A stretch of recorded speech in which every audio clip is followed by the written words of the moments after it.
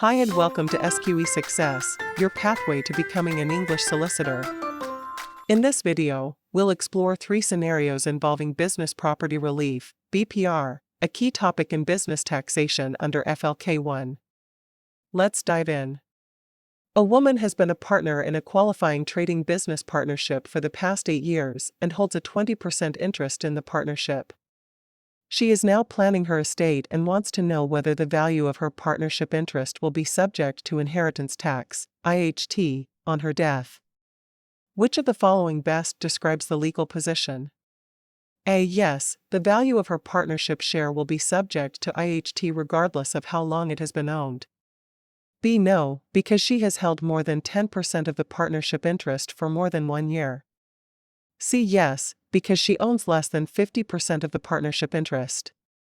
D. No, because she has owned the partnership interest for more than 5 years. E. No, because she has owned the partnership interest for more than 2 years. Correct answer, E. No, because she has owned the partnership interest for more than 2 years. Under the Inheritance Tax Act, BPR provides 100% relief from inheritance tax on a partnership interest in a qualifying trading business, provided the interest has been owned for at least 2 years before death. The size of the partnership share, in this case, 20%, is sufficient, and there is no requirement to own more than 50%. The key condition is the 2-year ownership period.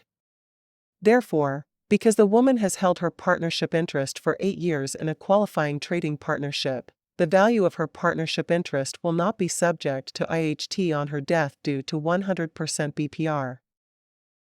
Scenario 2. A woman has been an 80% shareholder in a private limited company for the past 8 years. The company's main activity is investment-based, including the ownership and letting of commercial property. It does not carry on any substantial trading activity. She is now planning her estate and wants to know whether the value of her shares will be subject to inheritance tax, IHT, on her death. Which of the following best describes the legal position? A. No, because she has owned the shares for more than 2 years. B. No, because she has owned more than 50% of the company for over 5 years. C. Yes, because her shares do not qualify for business property relief. D. No, because commercial property is used to generate business income. E. Yes, but only 50% of the value of the shares will be subject to IHT. Correct answer, C. Yes, because her shares do not qualify for business property relief. BPR for IHT is only available for shares in companies that are mainly trading businesses. Companies whose main activity is investment, such as owning and letting commercial property, do not qualify for BPR. The fact that she owns more than 50% of the company or has held the shares for more than 2 years does not change this. The key issue is the nature of the business. Since her company is investment-based and does not carry on substantial trading activity, the value of her shares will be subject to IHT on her death. Scenario 3. A woman has been a 60% shareholder in a listed trading company for the past 3 years. The company's main activity is trading, and it does not hold substantial investment assets. She is now planning her estate and wants to know whether the value of her shares will be subject to inheritance tax, IHT, on her death. Which of the following best describes the legal position? A. No, because shares in trading companies held for more than 2 years attract 100% relief. B. Yes, because she owned more than 50% of a listed trading company for over 2 years, so her shares qualify for 50% relief only.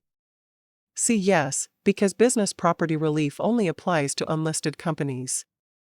D. Yes, because listed company shares are always subject to IHT. E. No, because she held the listed shares for more than 2 years and therefore qualifies for 100% relief. The best answer is B. Yes, because she owned more than 50% of a listed trading company for over 2 years, so her shares qualify for 50% relief only. Under current rules, business relief for IHT in respective shares in a listed company is as follows. Where the deceased controlled more than 50% of the voting rights, the relief will be 50%, provided the shares were held for at least 2 years before death. In this case, the woman holds 60% of a listed trading company for over 2 years.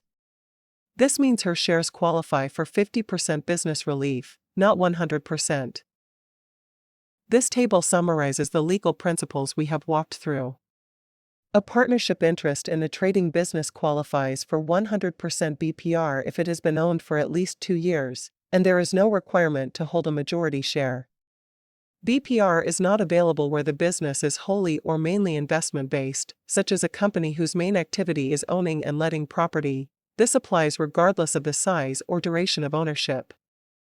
For listed trading company shares, 50% BPR is available if the deceased had control of the company, more than 50% voting rights, and held the shares for at least 2 years. Have you noticed how a slight change of fact can affect the legal outcome? That's exactly the skill the SQE tests, and mastering it is key to exam success. I published books filled with MCQs, each built with 3 variations of a legal scenario to sharpen your analysis and deepen your understanding. It is a must-read to pass SQE1. Turn your ambition into qualification. Begin your SQE journey to become an English solicitor.